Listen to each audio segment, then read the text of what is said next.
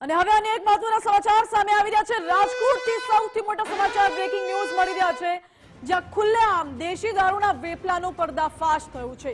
રાજકોટના નવનિયુક્ત એસપીને પડકાર ફેંકતા બુટલેગરોનો વિડીયો સામે આવ્યો છે। શાપર વેરાવળ શાક માર્કેટમાં દેશી દારૂનું ખુલ્લેઆમ ધૂમ વેચાણ થાય છે। બુટલેગરો બેફામ રીતે માર્કેટમાં દેશી દારૂ વેચી રહ્યા છે, જાણે કોઈની બીક ના હોય, કોઈનો ડર ના હોય, કાયદો તો ખીચ્ચામાં લઈને ફરતા હોય એવી રીતે આ બુટલેગરો બેફામ બન્યા છે। શાપર પોલીસની મીઠી નજર હેઠળ આ દેશી દારૂનો વેપલો ક્યાંક ને ક્યાંક ચાલતો હોય તેવા આરોપો પણ લાગી રહ્યા છે।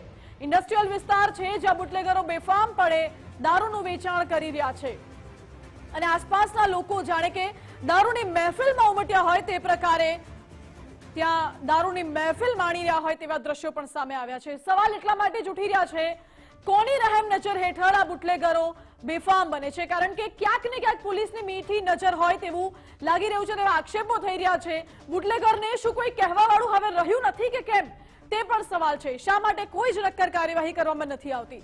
શાક માર્કેટમાં દેશી દારૂનો વેપલો ચાલી રહ્યો છે, પરવાનગી કોને આપી? આ ઇન્ડસ્ટ્રીયલ વિસ્તાર છે, જ્યાં શાક માર્કેટ આવેલી છે અને દારૂની મહેફિલ ચાલી રહી છે, શું કોઈએ પરવાનગી આપી છે કે કેમ? બુટલેગરોને જરા પણ પોલીસનો ડર નથી, તે સવાલ ઉઠી રહ્યો છે। મારી સાથે સંવાદદાતા હરેશ ભાલિયા જોડાઈ ગયા છે। હરેશ, આ એક વિડીયો સામે આવ્યો છે, જો ધડા દિવસે ખુલ્લેઆમ દેશી દારૂની મહેફિલ લોકો માણતા હોય તેવા દ્રશ્યો જોવા મળ્યા। હજી ચોક્કસથી જો વાત કરવામાં આવે તો શાપર વેરાવળમાં આપણા ગુજરાત ફર્સ્ટ દ્વારા થોડા દિવસ પહેલા જ કહી શકાય કે જે દારૂનો જે અડ્ડા ચાલુ રહ્યા હતા તેમાં ગુજરાત ફર્સ્ટ દ્વારા સમાચાર બતાવવામાં આવ્યા હતા, પરંતુ કહી શકાય કે વારંવાર આ પ્રકારે સમાચાર પણ ચાલી રહ્યા છે, પરંતુ કહી શકાય કે શાપરની અંદરમાં કોઈ પોલીસના પેટનું પાણી નથી હલતું કે જાણે એને મસ્ત મોટા હપ્તા મળતા હોય। અને આવું તો આપણે પહેલી વાર જોયું છે કે ગુજરાતની અંદરમાં પણ જોવા ના મળે કે જે પ્રકારે શાક માર્કેટ હોય છે તે પ્રકારે દારૂની માર્કેટ પણ બનાવવામાં આવી છે। એટલે ખુલ્લેઆમ કહી શકાય કે આ રીતના પોટલા અને કેરેટ ભરી અને દારૂ ખુલ્લેઆમ વેચી રહ્યા છે, પરંતુ કહી શકાય કે અધિકારીના પેટના પાણી નથી હલતા। કહી શકાય કે એમાં એલસીબી, એસઓજી કોઈ પણ બ્રાન્ચ હોય કેમ આ શાપરની અંદરમાં નથી પડતી, એક મોટો સવાલ છે। એસએમસી પણ ક્યાંક ને ક્યાંક અંધારામાં હોય તેવું લાગી રહ્યું છે। આ પ્રકારે ખુલ્લેઆમ દેશી દારૂનો વેપલો ચાલી રહ્યો છે, પરંતુ અધિકારીઓના પેટનું પાણી નથી હાલતું। વારંવાર સમાચાર પ્રસિદ્ધ થાય છે, પરંતુ આમાં કોઈ કાર્યવાહી કરવામાં નથી આવતી। એટલે કહી શકાય કે ગુજરાતની અંદરમાં સૌથી મોટું સેક્શન હોય તો આ શાપર વિસ્તારનું હોય એવું મને લાગી રહ્યું છે। અને આ જે અધિકારીઓ નોકરી કરે છે તેની જો મિલકત તપાસ કરવામાં આવે તો તમામનો ભાંડાફોડ થઈ શકે તેવી શક્યતા છે।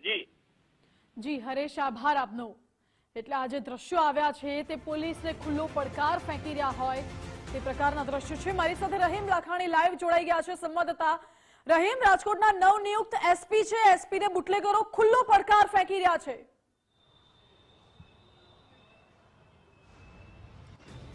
માનસી, રાજકોટ શહેર ઉપરાંત જિલ્લાની જો વાત કરીએ તો તમામ પોલીસ સામે પ્રશ્નાર્થ ઊભો થઈ રહ્યો છે। એસએમસી છે તે દારૂના દરોડા પાડી રહી છે, રાજકોટ જિલ્લામાં કેમ નથી પડતા? બંધ કારખાનાની અંદર મોટો દારૂનો જથ્થો પડે છે તેની માહિતી એસએમસીને મળી જાય છે, પણ ખુલ્લામાં વેચાણ થઈ રહ્યું છે તેની માહિતી નથી મળતી। કેમ ભાઈ, હપ્તા ચાલુ છે? આ એસએમસી સામે સવાલ ઉત્પન્ન થઈ રહ્યા છે। રાજકોટ જિલ્લામાં બંધ બાયણે જો હોય દારૂ કે પછી મોરબી જિલ્લામાં હોય જ્યાં કટિંગ થતું હોય ઇંગ્લિશ દારૂનું મળી જાય છે, માહિતી મળી જાય, પણ ખુલ્લામાં દારૂ વેચાઈ રહ્યો છે તેની સામે કેમ નથી કાર્યવાહી થતી? સૌથી મોટો સવાલ છે સ્થાનિક પોલીસ, એસએમસી, રાજકોટ એલસીબી, કારણ કે ટેબલ નીચેનો વહીવટ ચાલુ છે ભાઈ એટલા માટે આ દરોડા નથી પડતા। ડીજીની ક્રાઇમ કોન્ફરન્સ હતી ત્યારે ગુજરાત ફર્સ્ટે એક નહીં પરંતુ 9 લોકેશન આપ્યા હતા। 9 લોકેશન 9 નામ સાથે કઈ જગ્યાએ શાપર વેરાવળની અંદર કોણ દારૂનો ધંધો ચલાવી રહ્યો છે, પરંતુ થોડા સમય માટે આ વેપલો બંધ થઈ ગયો। એટલું જ નહીં, ગુજરાત ફર્સ્ટના અહેવાલ બાદ હપ્તાની રકમ છે તે ડબલ થઈ ગયા હોવાના મેસેજ મળી રહ્યા છે। જે નાના ધંધાર્થી હતા તેને બંધ કરાવી દીધું, પરંતુ જે મોટા ધંધાર્થી દારૂના છે જે ખુલ્લેઆમ આ પ્રકારનો વેપલો કરી રહ્યા છે તેની પાસે જે હપ્તાની રકમ ડબલ થઈ ગયા હોવાની વિગત પણ સામે આવી છે। સૌથી મોટો સવાલ છે ઇન્ડસ્ટ્રીઝ વિસ્તાર છે, લોકોને બરબાદ કરી રહ્યો છે આ દેશી દારૂ, પરંતુ ક્યાંક ને ક્યાંક પોલીસ છે તેને પેટનું પાણી નથી હલતું। સૌથી મોટો સવાલ છે સ્થાનિક પોલીસ સામે। જ્યારે ગુજરાત ફર્સ્ટની ટીમ ત્યાં પહોંચી હતી લાઈવ દરોડા માટે, લાઈવ કરવા માટે, ત્યારે પણ પોલીસ દોડતી થઈ હતી ને જે કોથરીઓ હતી ને એ બારવા માટે પોલીસ મહેનત કરતી હતી. એટલે સૌથી મોટો સવાલ છે, ક્યાંક ને ક્યાંક સાઠગાંઠ છે દારૂના ધંધાર્થીઓ સાથે પોલીસની હોવાનું સાબિત થઈ રહ્યું છે. કેમ આ વેપલો બંધ નથી થતો તે પણ એક સૌથી મોટો સવાલ ઉત્પન્ન થઈ રહ્યો છે. એટલે કહી શકાય કે જે સાપર વેરાવળ પોલીસ છે તેના કર્મચારીઓ તો એક કારખાનાની અંદર જો કાંઈ પણ ખોટું થતું હોય તો માહિતી મળી જાય છે. આ તો શાક માર્કેટની જેમ ખુલ્લેઆમ શાક માર્કેટ નહીં, પરંતુ આ દારૂ વેચાઈ રહ્યો છે ખુલ્લેઆમ, કેમ ખબર નથી પડતી માનસી? એટલે આના ઉપરથી સાબિત થઈ રહ્યું છે ક્યાંક ને ક્યાંક સાપર વેરાવળ પોલીસ છે અને બુટલેગરો વચ્ચેની સાઠગાંઠના કારણે આ પોલીસ છે તે કામગીરી નથી કરતી. નવનિયુક્ત એસપી ને શું આ ખબર છે? એ પણ સૌથી મોટો સવાલ ઉત્પન્ન થઈ રહ્યો છે. કેમ કાર્યવાહી નથી થતી? બુટલેગરો બેફામ રાજકોટ જિલ્લાની અંદર થયા છે, પરંતુ એસએમસી ને નથી દેખાતું, નથી સ્થાનિક પોલીસને દેખાતું કે નથી પછી જિલ્લા એલસીબી ને દેખાતું.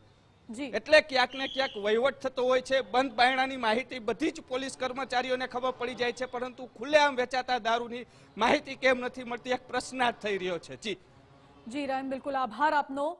એટલે સવાલ ઉઠી રહ્યા છે પોલીસની કામગીરી પર.